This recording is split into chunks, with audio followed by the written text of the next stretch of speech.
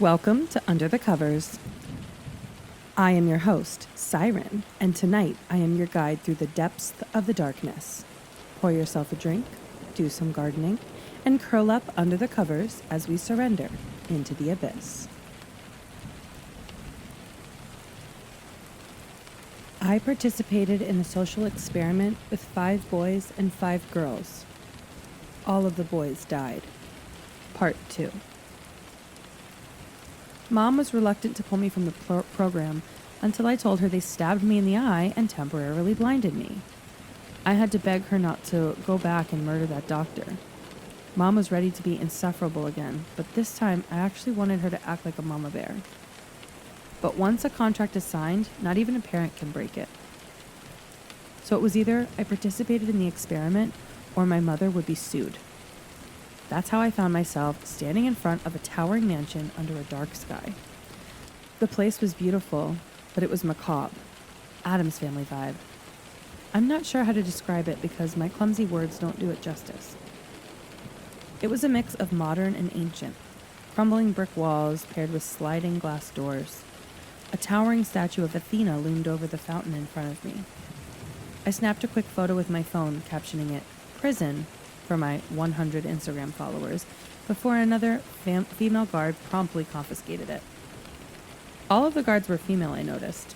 No men? I was allowed 1 suitcase for clothes and essentials, so I dragged along a single carry-on. The organizers were a brother-sister duo of young scientists named Elizabeth and Nathaniel. They looked and acted like twins, finishing each other's sentences and mimicking expressions, which was unsettling.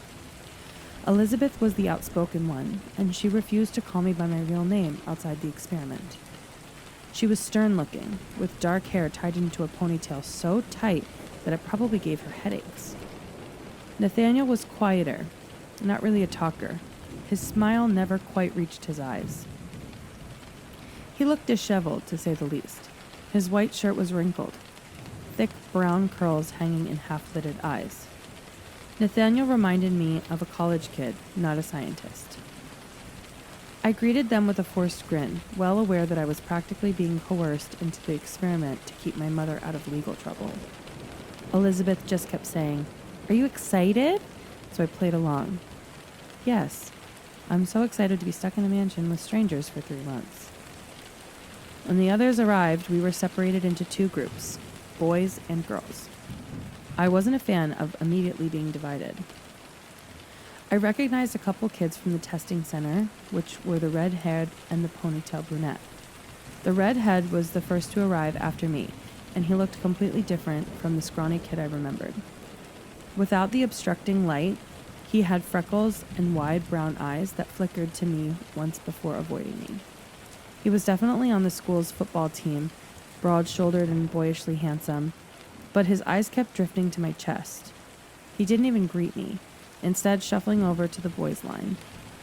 I tried to start a conversation, mentioning the testing center, but he just snorted and turned away, fully turning his back to me. When the girls arrived, I was comforted.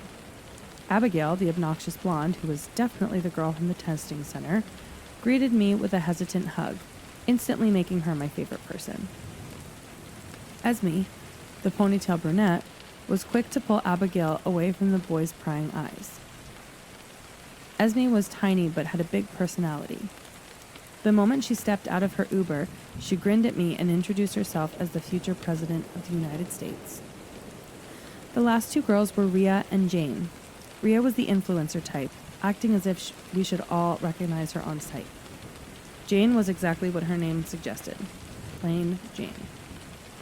She wore a white-collared shirt, a simple skirt, and a matching headband. I didn't fully get to know the guys that first day, but I did catch their names. Freddie was the guy who would not stop talking about his dog. The only way I can describe him is to imagine Tom Holland's Spider-Man, only with a Long Island accent. He greeted me with a grin before somehow tripping over his own feet. Then there was Adam, a quiet, laid-back guy who definitely smuggled weed in his pack.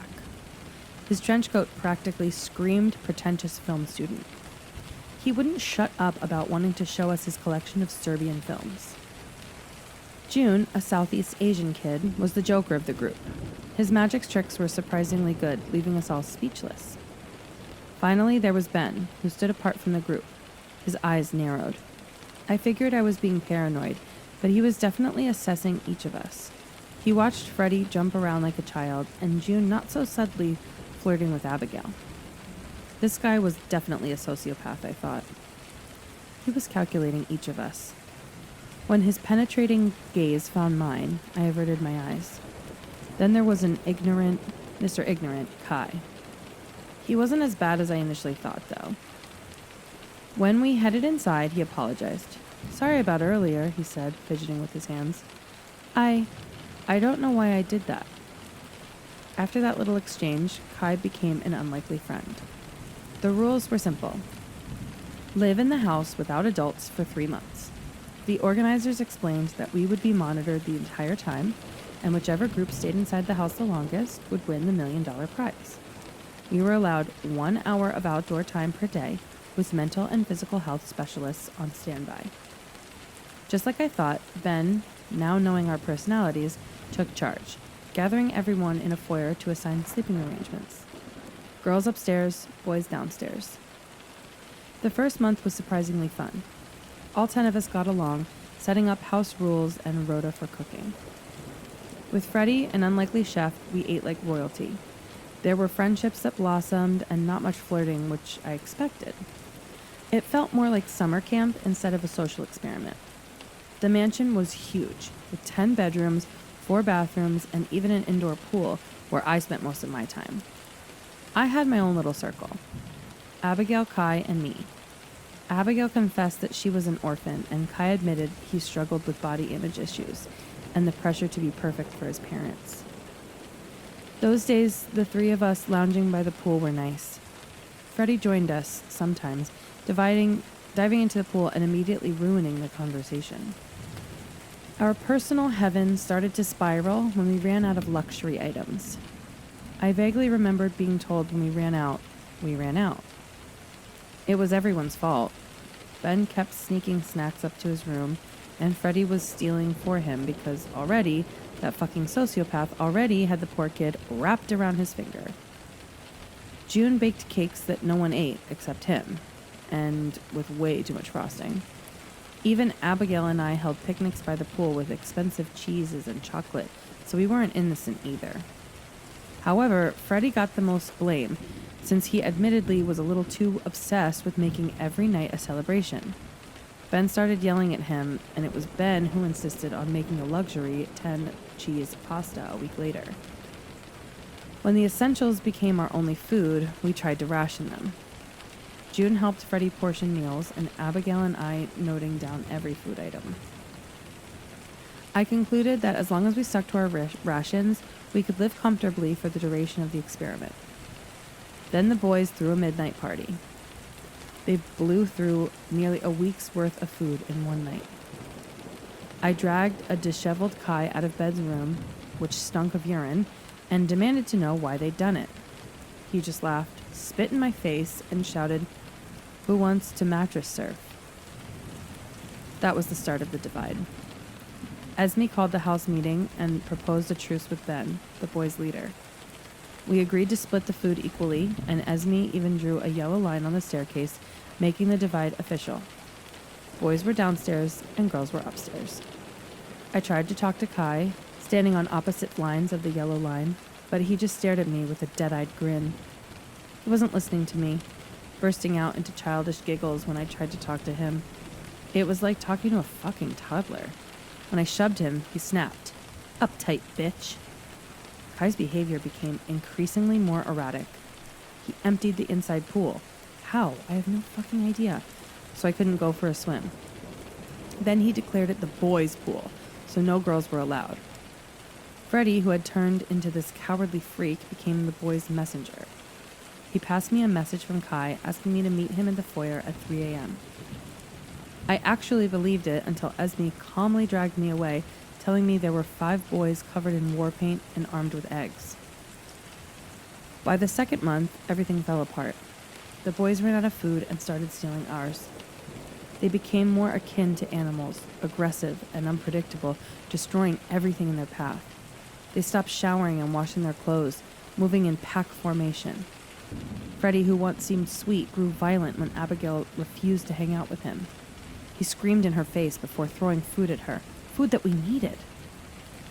Adam and Ben ruled the boys' side of the house like kings, sending Freddie running with a pathetic fucking messenger pigeon. He was so obsessed with being accepted by the boys, this kid had become their lapdog. When I tried to pull him to our side, he started shrieking like an animal, and to my confusion, June came and dragged him away, hissing at us in warning. Esme was too kind for her own good. She offered to give them a small selection of essential food items in exchange for them to stop destroying the house. They agreed, and we gave them 6 loaves of bread, a single pack of cookies, and an 8-pack of water. They used the water to soak us in our sleep, despite having access to tap water. I wasn't expecting Kai to pay me a visit the night after their hazing ritual. He pulled me from my bed, muffling my cries, and dragged me into the downstairs bathroom. I was ready to scream bloody murder, but then I saw the slow, trickling streak of red pooling down his temple. Kai held a finger to his lips, motioning for me to stay silent. He got close, far too close for comfort, backing me into a wall. His lips grazed my ear before he let out a spluttered sob. "There's something wrong with me," Kai whispered. "I keep blacking out, and what I do doesn't make sense. I keep trying to apologize to you, and I don't understand what's gotten into us, but I..." He stepped back, dragging his nails down his face and stabbing them into his temple. "I can feel it," he said, his voice fracturing as he pressed harder against his temple, his lips curling into a maniacal grin. "There's something in my head, and it's right fucking there. I can't get rid of it, and I can't get it out of my head." Kai slammed his head into the mirror, but his expression stayed stoic. He didn't even blink. "I can't think," he whispered, tearing at his hair. "I can't fucking think straight, and I can't..." I watched his eyes seem to dilate, the edges of his lips crying out for help, slowly curl into a smirk, his arms falling by his sides. When he shoved me against the wall, the breath was ripped from my lungs. He kissed me, but it was forceful and it hurt, the weight of his body pinning me in place. Kai's eyes were wide, his gaze locked onto my body, drool spilling from his lips and trailing down his chin. I shoved him back with a shriek and stumbled, blinking rapidly. "I don't know why I did that." The boy broke down, trying to stifle his own hysterical sobs. With an animalistic snarl, he punched the mirror and it shattered on impact. His breaths were heavy, sputtering on sobs. "You need to get it out." Kai grabbed a shard of glass, stabbing it into his temple. "Please." His expression crumpled. "Get it out. I can get it right there." He stabbed the shard into his ear, blood pooling out. "I'm so close, Amelia," he sobbed, pulling at his face. "So close, so close, so close." When he stabbed the shard into his cheek and burst into hysterical giggles, I remembered how to run. I could still hear him, his cries echoing down the hallway. "Get it out! Get it out! Get it out!" That night, after no communication from the outside world, I made sure to lock the 5 of us in Abigail's room. I was terrified of Kai, and as the night went on, the boys began to thunder upstairs, wolf whistling and laughing, pounding at our door. I wasn't sure when and how I'd managed to fall asleep, only to be awoken by 4 a.m., by the screeching sound of Elizabeth's voice calmly telling us to keep our eyes shut and leave the premises, and no matter what happened, we could not open our eyes. But I didn't have to see. I could already feel it, something sticky pooling between my bare toes as we left our room. Elizabeth's voice led the 5 of us downstairs, and I'll never forget the sensation of slipping in something wet and oozy that slicked the back of my bare soles. 24 hours later, we were informed that all 5 boys were dead, presumably killed by an animal that had gotten in. But that wasn't true. For 2 weeks, I stayed in the facility for more tests. Elizabeth and Nathaniel told us to be as honest as possible, but when the other girls started to speak up about that night, they were promptly removed from the group therapy. Esme was the first, the girl who I looked up to, broke into a hysterical fit, attacking 3 guards. The next time I saw her, she wore a dead-eyed smile. I did try and ask her about that night, only for her expression to go blank, her smile stretching wider and wider, almost inhuman. I didn't even realize she'd lunged at me until Esme was straddling me, her hands around my throat. Something wet hit my cheek. Drool. Esme was drooling. I stayed quiet and pretended to take the medication I was prescribed for trauma, spitting them down the drain. I didn't tell the people in white prodding me that I lost myself, lost time, and for a dizzying moment, lost complete control. The people in white tell me I awoke at the sound of the alarm, but that wasn't true. I just remember rage that was agonizing, tearing me open like a poison. I remember awakening to an animal-like screeching. I was curled up inside my sterile white room, my knees to my chest, sitting on a plastic chair. I felt perfectly clean, and yet Kai's blood was dried under my fingernails, slick on my cheeks, and dripping from my lashes. He was all over me, staining me, painting my clothes to my flesh. His entrails were bunched in my fists, entwined between my scarlet fingers. Rage. What he had done to me played like a stuck record in my head. I was half aware of my fingers scratching the plastic of the chair. I could hear the other girls screeching, ripping the boys apart, and the stink of flesh, sweet aroma of blood thick in the air, made my mouth water. I was on the edge of my seat, spitting out fleshy pieces of Kai's brain stuck between my teeth. I think I'm going crazy. His voice startled me, and I lifted my head, finding myself staring into 3 monitors playing footage from inside the mansion. There he was on the screen, balancing on a chair in front of the camera. His voice was slurred, his eyes dilated. I think there's... Kai punched himself in the face and his nose exploded until he was picking at a tiny metal splinter stuck on his lips and chin. There's something in my head, he wailed. The footage switched, this time to the testing center. There I stood, paralyzed, blinking rapidly at the ghostly figure I couldn't see. And standing in front of me was a boy. Tessa. His smile was wide, dreamlike. He could see me. It is you. I felt something come apart in my head, unraveling, especially when I was painted head to toe in him. But the thought was burned away before I could fully form. The footage flickered into a smiling Elizabeth, her arms folded. It's okay, Amelia, she said. We all know the girls were going to come out on top.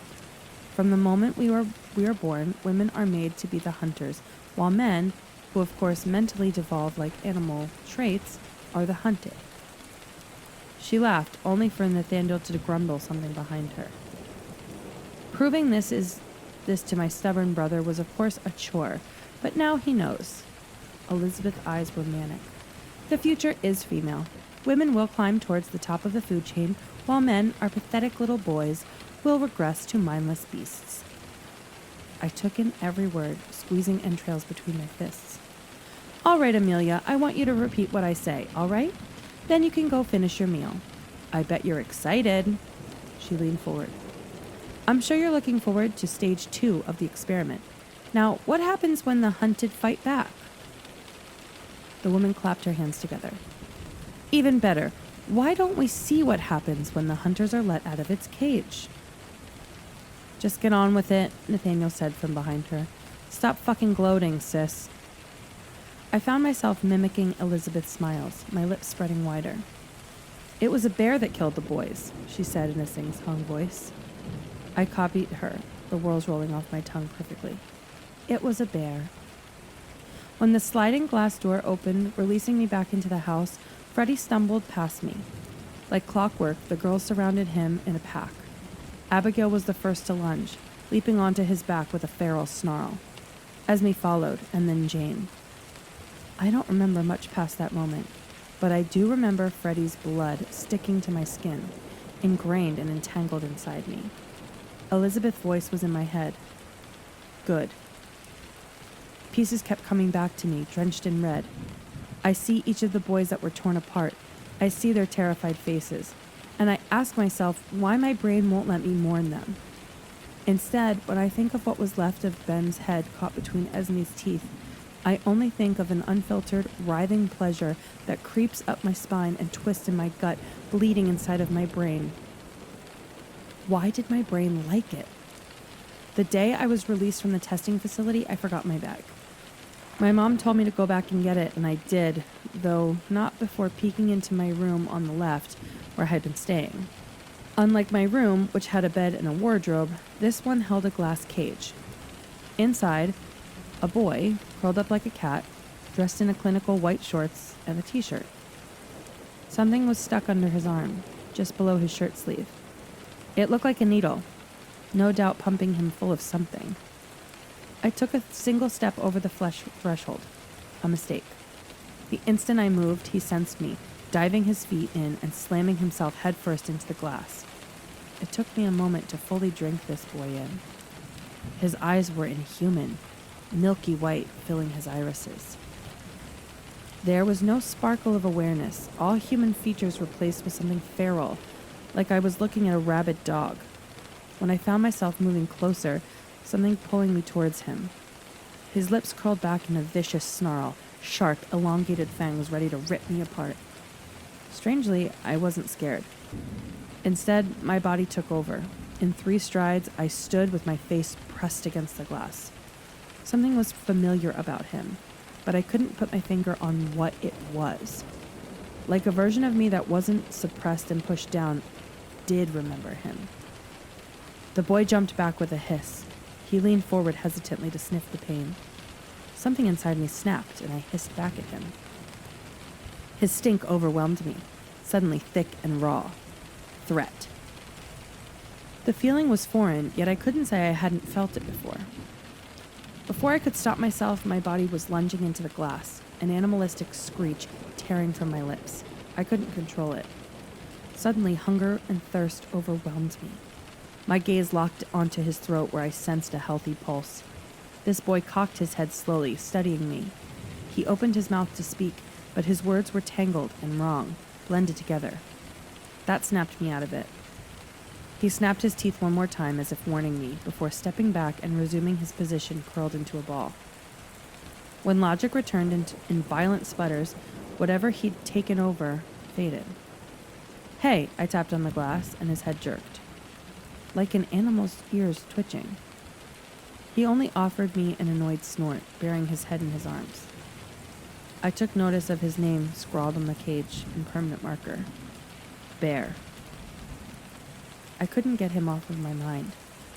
Kai said there was something inside his head, his erratic behavior which led him becoming more animal-like. Was the caged boy the final stage? I wish I could tell you things got better when I got home. But on my first night back, I ate an entire pack of raw bacon. Then I attacked my father, nearly clawing his eyes out. I almost killed my brother. So now, I've locked myself in my room, for their safety and my own. 3 days ago, I was formally invited to participate in Stage 2. It will take place from October to December. These bastards covered the first stage up. According to my town, the boys didn't even exist anymore. I suspect their families have been paid off for something more nefarious. Whoever and whatever was in the cage in the testing facility is Stage 2. Mom said no, fucking obviously. Unlike Dad, she believes something is wrong with me. After examining me herself, she refuses to involve outsiders, Mom found a tiny incision behind my ear. She told me to leave it alone and promised me to get real help before whatever it is activated. But she's as scared as I am. She won't go to work. She just sits in front of my bedroom door, waiting. I've tried to copy Kai. Whatever they put inside his head, they put inside mine too. But no matter how many times I force the blade of my dad's penknife into the back of my ear, I can't find anything. Still, I know something is there. It's why I can smell Mom's scent so clearly. And no matter how hard I try and push the thought away, all I can think about is tearing out her throat. I know the other girls are waiting. I can already sense them crowding around the house, waiting for their kill. Mom is right behind the door with a baseball bat. We've been talking. I told her to kill me the second I stop responding to her voice. She's not going to let anything or anyone hurt me. But I'm terrified she's going to have to use her weapon on me. Or one of my girls. Because I don't think I'm her daughter anymore. I don't think I'm fucking human anymore.